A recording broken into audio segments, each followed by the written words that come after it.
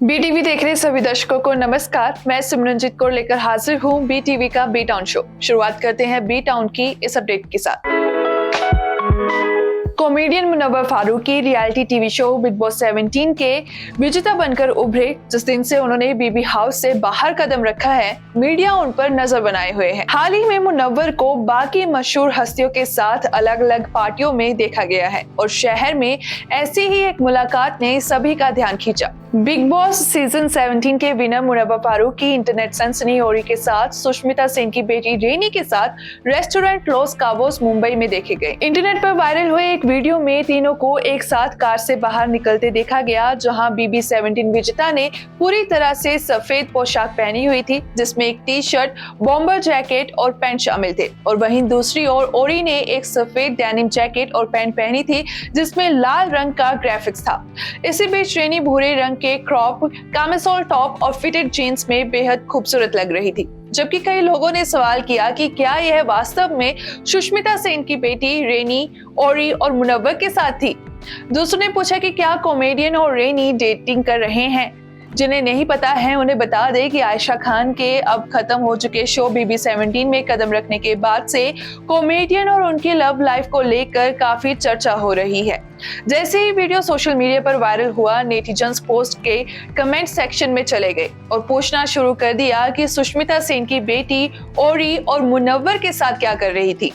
एक यूजर ने लिखा कि सुष्मिता सेन की बेटी उनके साथ क्या कर रही है, तो दूसरे ने कहा कि क्या वो सच में रेनी है, सुष्मिता सेन की बेटी। और कई ये कहते नजर आए कि लगता है नाजिला और आयशा के बाद अब मुनव्वर भाई को एक और लड़की मिल जाएगी।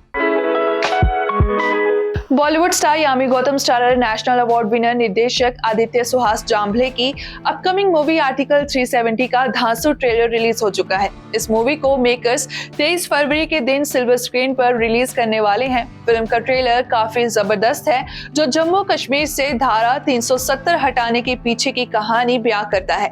रिलीज हुए ट्रेलर में पुलवामा हमले और इसके बाद घटित हुए राजनीतिक घटनाक्रमों को बेहद मार्मिक और झकझोर देने वाले अंदाज में बयां किया गया है, जिसे देख दर्शक सिनेमा घरों की ओर रुख करने से खुद को रोक नहीं पाएंगे। मूवी में अदाकारा यामी गौतम दमदार किरदार में नजर आई हैं, जिसके बाद ये उनके करियर की एक और शानदार फिल्म साबित हो सकती है। ये फिल्म यामी गौतम के होम प्रोडक्शन के तले बनी है, जिसका ट्रेलर काफी शानदार है। आरती सिंह जल्द ही शादी के बंधन में बंधने वाली है। इसी बीच ये खबर सामने आई है कि कृष्णा अभिषेक इस शादी का कार्ड सबसे पहले अपने मामा गोविंदा को देंगे। उनके इस बयान से लोग ये कयास लगा रहे हैं कि कृष्णा मामा के साथ सभी गिले शिकवे दूर करना चाहते हैं। डीएनए इंडिया को दिए इंटरव्यू में जब कृष्णा से पूछा गया कि क्या वो आरती की शादी में गोविंदा को इनवाइट करेंगे, तो उन्होंने कहा, अरे सबसे पहले इनविटेशन उन्हीं को जाएगा। वो मेरे मामा है, हमारे बीच कुछ कड़वाहट है, लेकिन वो अलग मुद्दा है, मगर शादी का पहला कार्ड उन्हीं को जाएगा। वो जरूर इस शादी में शामिल भी होंगे। गोविंदा के साथ रिश्ते को सुधारने की पहल कृष्णा ने पिछले साल ही कर दी थी। उन्होंने अपने इंस्टाग्राम हैंडल पर एक वीडियो शेयर किया था, जिसमें वो गोविंदा के साथ डांस करते दिखाई दे रहे थे। इस वीडियो के साथ कैप्शन में लिखा था, इससे बेहतर वीडियो नहीं हो सकता है, स्टेज पर आग लगा दी, मामा हमेशा से प्रेरणा रहे हैं, रियल लाइफ बड़े मियाँ छोटे मियाँ। बता दें कि दोनों के बीच पिछले कई सालों से मनमुटाव चल रहा था। कई बार दोनों ने सुलह भी की है और दोनों के बीच ये तनाव कृष्णा के ही एक बयान से शुरू हुआ था।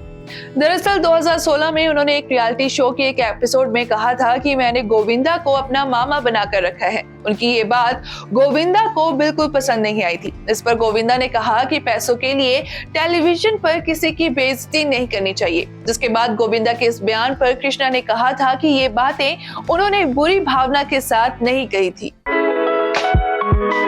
नितेश तिवारी की फिल्म रामायण इन दिनों चर्चा में है। रिपोर्ट के मुताबिक रणबीर कपूर इस मूवी के लिए खास ट्रेनिंग ले रहे हैं। दरअसल नितेश तिवारी चाहते हैं कि शूटिंग की शुरुआत होने से पहले एक्टर्स पूरी तरह से तैयार हों। बता दें, नितेश तिवारी इस मूवी के लिए एक डिक्शन, बोलने का तरीका डिपार्टमेंट में बना रहे हैं। इस डिपार्टमेंट का काम केवल डिक्शन और किरदारों के कॉस्ट्यूम पर ध्यान देना होगा। रणबीर श्रीराम का किरदार निभाने के लिए केवल अपना हुलिया ही नहीं बदलेंगे, वो अपनी आवाज भी बदलेंगे। फिल्म के सभी लीड एक्टर्स की ट्रेनिंग कराई जाएगी। डिक्शन के अलावा फिल्म में किरदारों के कॉस्ट्यूम और वो कैसे दिखेंगे, इस पर भी खास ध्यान दिया जा रहा है। फिल्म की तैयारी देखकर पता चल रहा है कि डायरेक्टर फिल्म में कोई कसर नहीं छोड़ना चाहते। इंडिया टुडे की रिपोर्ट के अनुसार रणबीर अभी से ही मूवी की तैयारियों में लग गए हैं। रणबीर नितेश तिवारी के कहने पर डिक्शन एक्सपर्ट यानी कि बोलने के अंदाज के लिए एक्सपर्ट के साथ प्रैक्टिस शुरू कर चुके हैं। डिक्शन एक्सपर्ट ये तय करेगा कि किरदार द्वारा बोले गए डायलॉग फिल्म के विजन के हिसाब से हो। रणबीर अपने रोल के लिए पूरी तरह से न्याय करना चाहते हैं। वो इस रोल के लिए घंटों प्रैक्टिस कर रहे हैं। रणबीर डायलॉग्स याद करके वीडियो बनाते हैं और अप्रूवल के लिए डायरेक्टर के पास भेजते हैं। अप्रूवल के हिसाब से वो अपनी ट्रेनिंग पर ध्यान देना चाहते हैं। कॉमेडियन और एक्टर कपिल शर्मा ने कार डिजाइनर दिलीप छाबड़िया पर उनसे अवैध रूप से पैसे निकलवाने और उनके 5.31 करोड़ रुपए नहीं लौटाने का आरोप लगाया है।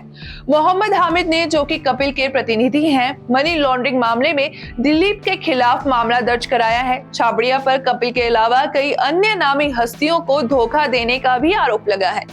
दरअसल मोहम्मद हामिद द्वारा दिए गए बयान के अनुसार कपिल शर्मा ने दिसंबर 2016 में एक कस्टमाइज्ड वैनिटी वैन का ऑर्डर देने के लिए कार डिजाइनर दिलीप छाबड़िया से संपर्क किया था। उस समय वैनिटी वैन की कीमत टैक्स को हटाकर लगभग 4.5 करोड़ रुपए थी। उसके बाद मार्च 2017 में K9 प्रोडक्शंस और दिलीप छाबड़िया की DC डिजाइन प्राइवेट लिमिटेड के बीच एक डील हुई।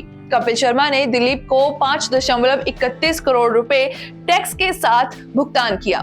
हामिद ने कहा कि DC डिजाइन प्राइवेट लिमिटेड, जो कि दिलीप छाबड़िया की कंपनी है, कपिल को वैनिटी वैन नहीं दे पाई और उन्होंने 5.31 करोड़ रुपए भी वापस नहीं किए।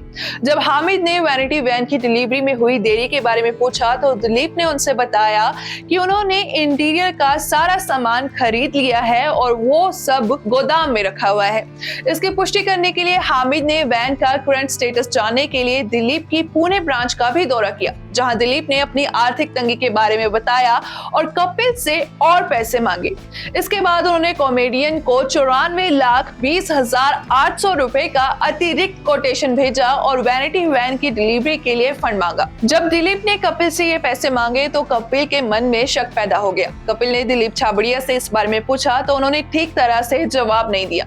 इसके बाद दिलीप ने कपिल को मेल भेजना शुरू कर दिया। दिलीप ने कपिल पर वैन का सही समय पर निरीक्षण न करने का आरोप भी लगाया। उन्होंने बताया कि यही वजह है कि वैनिटी वैन की डिलीवरी में देरी हो रही है। कार डिजाइनर के इस व्यवहार ने कपिल को दिलीप के खिलाफ कानूनी रास्ता अपनाने पर मजबूर कर दिया। इसके बाद कपिल ने 18 अप्रैल 2019 को डिजाइनर की फर्म को वसूली का कानूनी नोटिस भेजा। ऐसे में छाबड़िया ने कपिल से पैसे ऐंठने के लिए अवैध तरीके अपनाए। उन्होंने कभी गैर डिलीवर वैनिटी वैन के लिए मनमाना पार्किंग शुल्क तो कभी बहन की कंपनी के लिए लोन की मांग रखी। यहाँ तक कि वेंडर्स को पेमेंट देने की भी डिमांड की।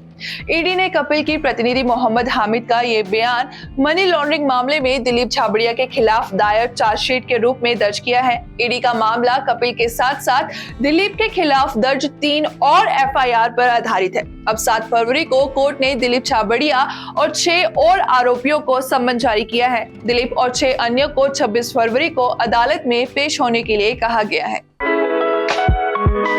बी टाउन में आज के लिए इतना ही। फिर से हाजिर होंगे नई अपडेट्स के साथ। आप देखते रहिए BTV। Be positive, be yourself.